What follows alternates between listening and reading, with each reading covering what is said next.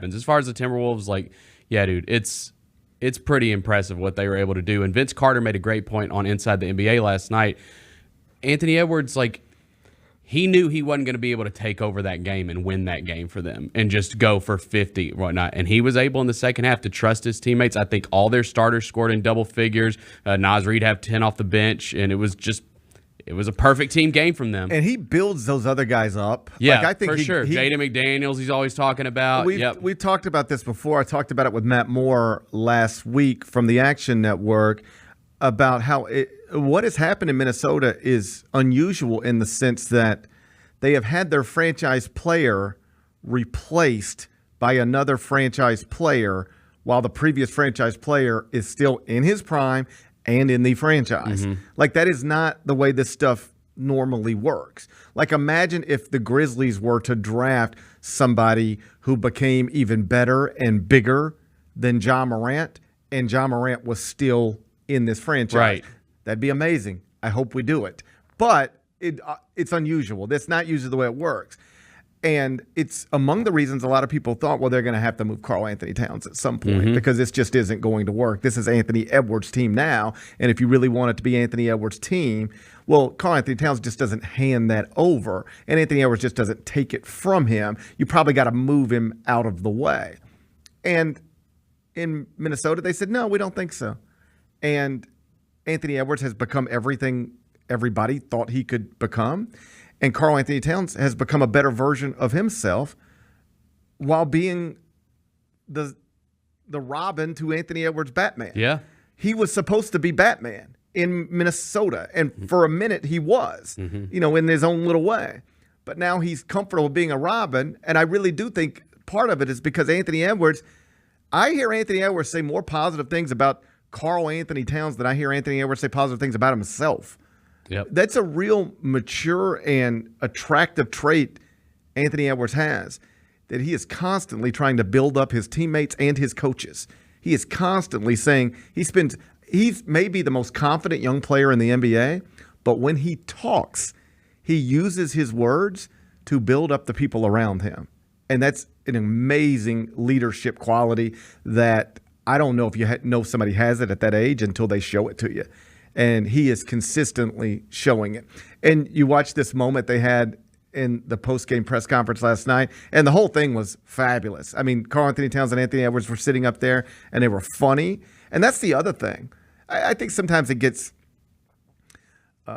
overstated a bit about, how close teams are and how much people like each other, because I don't know if those Dynasty Bulls were the closest teams in America or in the history of sports, but, they won 6 championships. I don't know that everybody has to be best friends, but when you watch these Minnesota guys, like, they all come from different places and they have different personalities.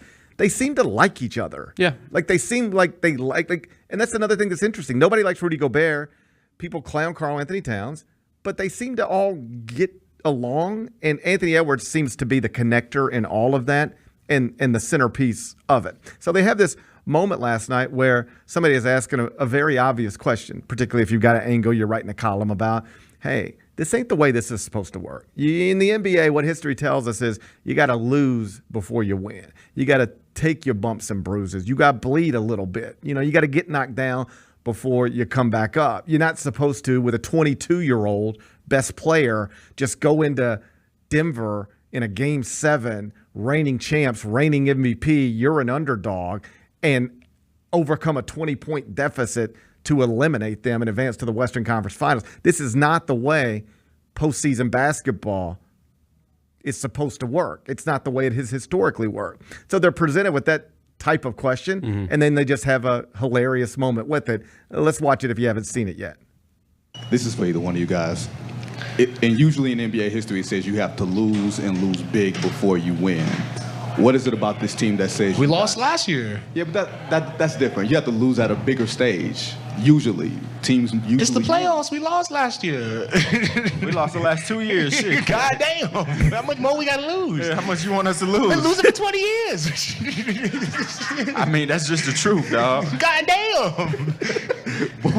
What makes We've been losing for 20 years. It's so true. Like I know it is one of those things where like if you're just a casual NBA, and I know that reporter's not whoever asked the question, but like yeah, if you're just a casual NBA fan, it's like, oh, look at the Timberwolves busting onto the scene. This, with this young superstar. I mean, Dude, we eliminated them. Bro, they've been terrible forever. That's what I'm talking about, where I feel differently about them than I do certain other franchises in the West, because it's like I've always just felt bad for the Timberwolves as a Grizzlies fan, because the Grizzlies have had way more success than they have over the years, and so, yeah, it's like that. Yeah, I totally get why they had that moment, because, dude, yeah, they've been losing big forever. And also, like Anthony Edwards, he didn't say this, but I know he thinks this.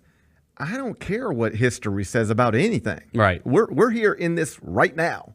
Like, I hear you. Maybe Michael Jordan had to lose 6 times before he could finally break through or whatever. Yeah. But that don't mean I got to. Right. This is my team. This is our circumstances.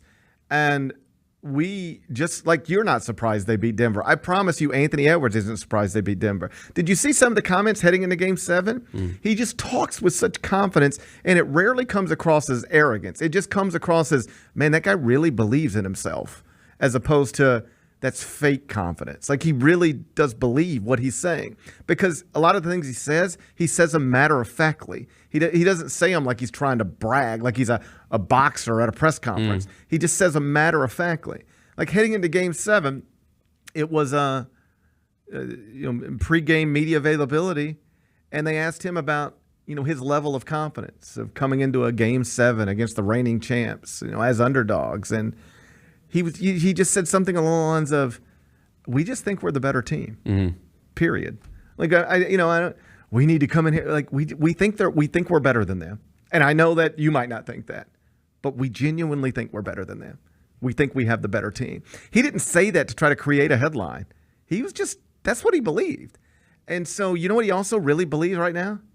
That they're good enough to win a championship. That he is going to, he believes he's now 8 wins away, because he is, but he believes he's going to get them. He believes he is going to get 8 more wins and be a world champion at the age of 22. I think he's going to. I'm not sure he's wrong. I think they're hoisting that trophy. I do. It is not only what I would predict at this point, even though the Celtics are the favorite. It's what I want. It would be the thing I would like to see. I think it'd be cool too.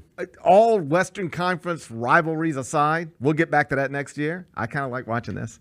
I kind of like watching it too. Yeah. I think they're going to get it done. Yeah. I do. I mean, we said last week, I thought whoever was going to win this series is going to win the title. Right. Yeah. Right. We'll see. We'll see. But Yep. it's what I would predict at this point, and it's what I would want. It's an amazing story. Yeah. Congrats to the Timberwolves. The Gary Parrish Show, live weekdays at 10 a.m.